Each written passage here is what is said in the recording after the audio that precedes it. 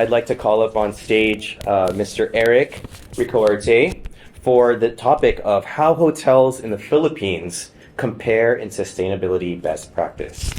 Ladies and gentlemen, Mr. Eric Ricaurte. This guy again. Okay, that by the way, was awesome. It's like hard act to follow with some hard data. But in sustainability, we always talk about we need the data, need to quantify, need to benchmark. So we have been doing this for years, and we actually have a lot of data, and we're going to provide a lot of data to you as part of Philos. And so we're going to give a very brief overview of a lot of data. And anybody who wants this deck with the data, feel free to send us an email, sign up on our website for the newsletter, and we'll give you this free of charge. So benchmarking. So what do we have? When we talk benchmarking, when we talk data, there are three areas we like to benchmark and look at. Everybody focuses on the energy, the water, the quantitative, the performance. But we think that the best practice benchmarking of attributes is actually just as important or more important to show what percentage of hotels are doing the things and what are you doing that drives those performance. And then there's a lot more data around spatial data about risk that is now the next wave, which is what are the data points that are affecting your hotel. So we'll give a little bit of a summary there. But quickly, the premise of sustainability is a moving target. So if you think back to '92, maybe some older GMs in the room were just working in the front desk, we're taking reservations by fax. The best practice was maybe a linen towel-based program, and some hotels are starting to implement CFL light bulbs. So that a hotel that was a leader in 1992 would be a complete laggard now.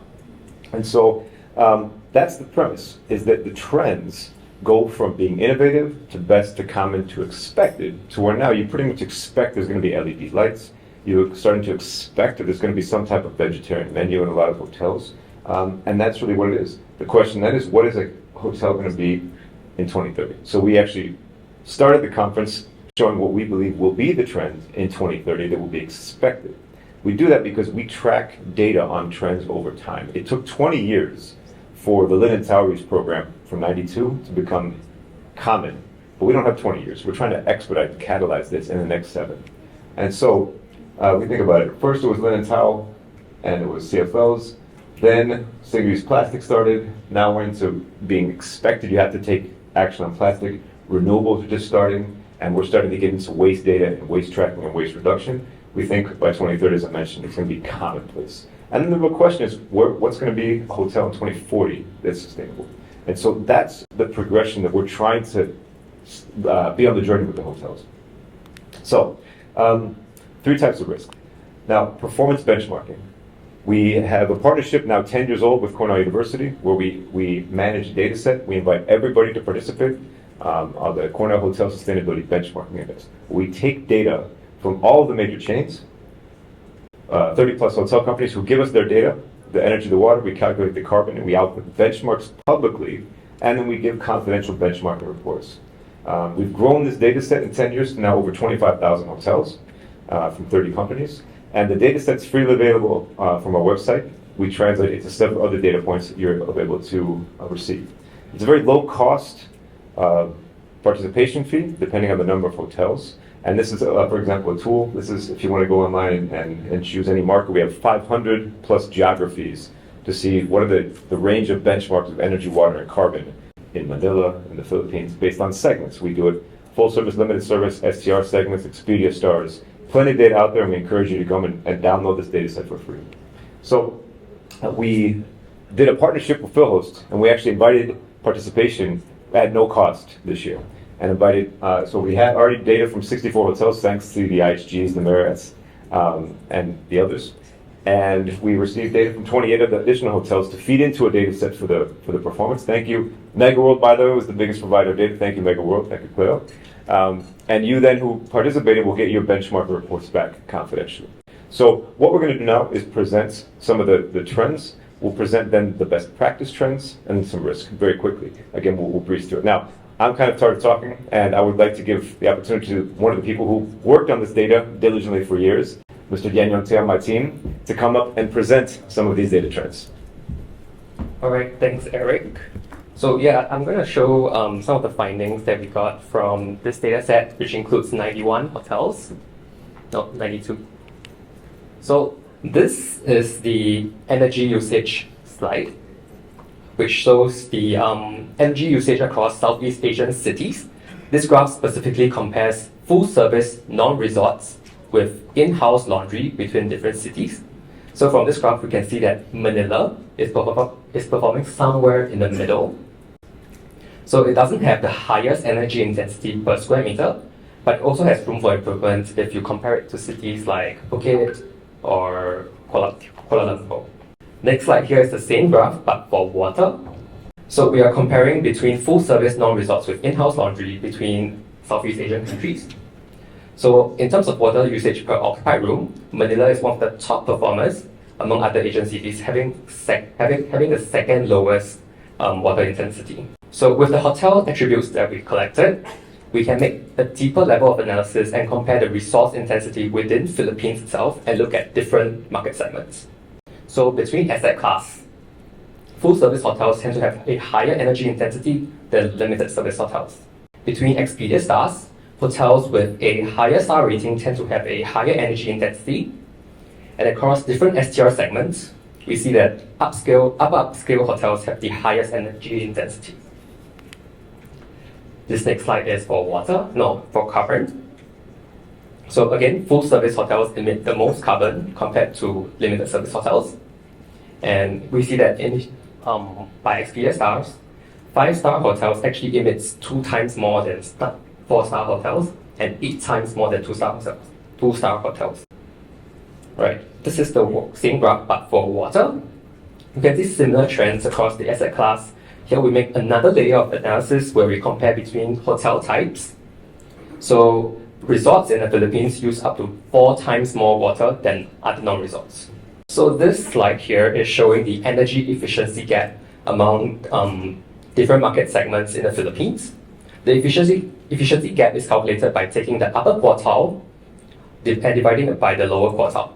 So the metric is supposed to indicate the gap between the best performers and the underperformers. So for instance, full-service non-resorts in the Philippines, the top 25% of the hotels are using 2.1 times less than the bottom 25%. And it really shows that attaining energy efficiency is possible and there is room for improvement within the market. Similarly for water, this is the efficiency gap. We see even larger gaps. So for 4 and 5-star hotels, underperformers are using up to 3 times more water than top performers.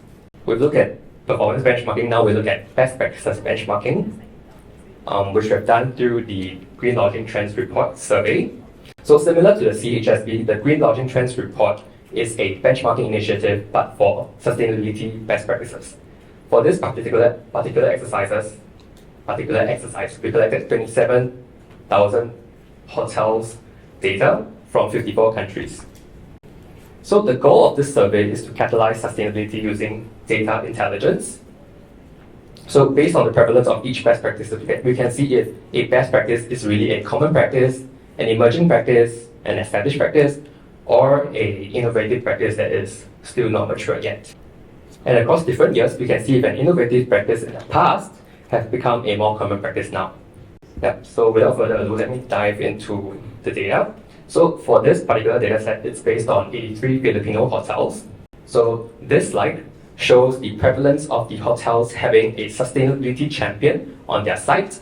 So in the Philippines, it is already an established practice with 57% already having a champion. So this is higher than the global average of 50%. But this is generally also the trend in other Southeast Asian countries. So when we look at another best practice, which is offering guests the opportunities to support local initiatives and charities. So this is also a very common practice in the Philippines, with more than 85% already doing so. Again, Philippines is also higher than the global average and is doing well here. But when we look at other initiatives such as the elimination of single-use plastics, the data shows that there is a lot of improvement for the Philippines. So only 15% of hotels manage to completely eliminate single-use plastics, and Philippines is lagging behind in this aspect compared to other countries on this list.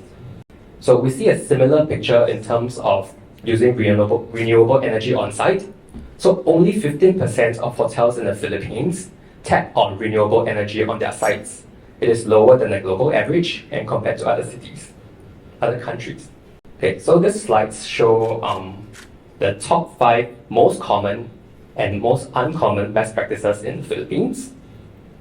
The red bar shows the practices that are not common at all, which includes having electric vehicles charging station on site, having a vendor take-back program, using electricity from renewable sources, using renewable energy certificates, and eliminating single-use plastics. The green bars, on the other hand, show the best practices that most hotels are already doing, which includes having energy management measures, chemical-free bathroom amenities, option for housekeeping opt-out, initiatives to reduce inequality, and a tower reuse program. So this particular slide, we're looking at the prevalence of hotel sustainability basics, which we have the previous speaker talked about. So across 8 categories, there are 17 best practices that are benchmarked that align specifically with the hotel's sustainability basics. So some are already very common in the Philippines, or some are not. So this gives us an indication on the areas of improvement that hotels in Philippines can do to start making their properties more sustainable.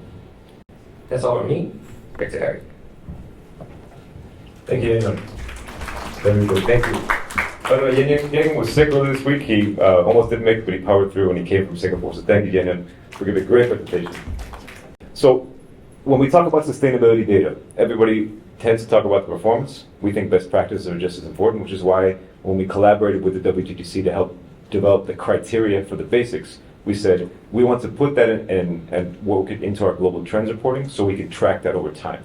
However, there's another set of sustainability data that's going to be more important, especially in this world of ESG, investment, and regulation, which are the indicators and data points that affect your hotel, sometimes regardless of what your hotel can do, but it's based on its location. So there's a lot of spatial data, risk assessment on water risk, climate risk, proximity and potential impact of biodiversity, and socioeconomic factors are becoming common not only in the hotel industry, but in commercial real estate in general. Those ULI who are familiar with the GRESB or the GRES benchmark, for example, this is a very common thing to look at your portfolio. Why? Because investors who are investing in portfolios of hotels or companies in general want to understand what is the risk exposure that you have to climate change, to sea level rise, to flood, to drought, to precipitation, and to cost increases. And so in the topic of water, we collaborated with STR, the Sustainable Hospitality Alliance, Ecolab, World Travel and Tourism Council, and Tours of Economics to create a customized index of water risk for destinations within the hotel context, because we know that water is scarce. So we did that in order to enable hoteliers and practitioners to understand and interpret the data. So overall, in terms of water risk, again, because of water risk, what does it mean? In general, water risk tends to focus on water stress, which means the demand for water over the supply for water. And much of the world, but not all the world, and again, it's place by place, depending on water basins, on aquifers, rain, the forecast or current water demand may outstrip supply, which is why there must be some changes made. And so that generates risk to the hotels because regulation will come in, water scarcity, places like Bali where you have to now truck in water because there's no fresh water available, going to desalination, which then can create more energy use, more problems. And so the idea is to put to hoteliers this. One of the other metrics, though, we found there's 75 destinations we benchmarked, and the risk varies. This is not always the risk to everybody, and that's the key. Climate change does not affect every hotel, every destination uniformly, and you need to understand what the key risks are for yours. So we put this into 3 different risks: financial risk, physical risk, and market risk. So market risk is the interesting one. We partner with STR because what we found is in destinations, stakeholders might not be aware of the potential. They always talk about population versus availability. But in tourist destinations, there has been no understanding of the increase in potential supply of the hotel industry compared with the current pipeline, and the stress that's going to cause on water availability. Again, there's a data set freely available. Go to our website, you can find it, which benchmarks all the destinations. But basically, if, for example, you have 100 hotels on an island, that's going to use 100 hotels worth of water. If your pipeline, because there's a lot of pipeline in the Philippines, is to build 50 more hotels, then your pipeline is 50% of the current supply. And that's going to not only create more hotel rooms and more need, but likely more demand for residents who might have to move to the destination and put more stress. And so one of the reasons we're doing this is so that when you're looking at destination development, you can understand the potential risks that might not have been considered in environmental impact assessments and in population trends to see how growth in tourism may directly affect water scarcity, and then hotels may be the ones that are slapped with regulation as a result. So we wanted to bring this attention this year in PhilHost because water risk and other risk metrics are going to be much more important going forward. More boring than building light bulbs and lights for the entire Philippine and global population, but those are the solutions. So what we're trying to do with this data is to give the impetus to do more, the impetus to realize we need to protect our resources, we need to invest, and we need to build efficient measures and look for solutions. So again, data is freely available. What's next? Okay, we got the QR code. If you'd like to participate, get the data, you can contact us as well. And we look forward to presenting more data next year. We invite everybody to participate this year so that next year we can present trends not with 83 hotels, but with maybe 283 hotels. So thank you very much. A pleasure. And back to you, Jess.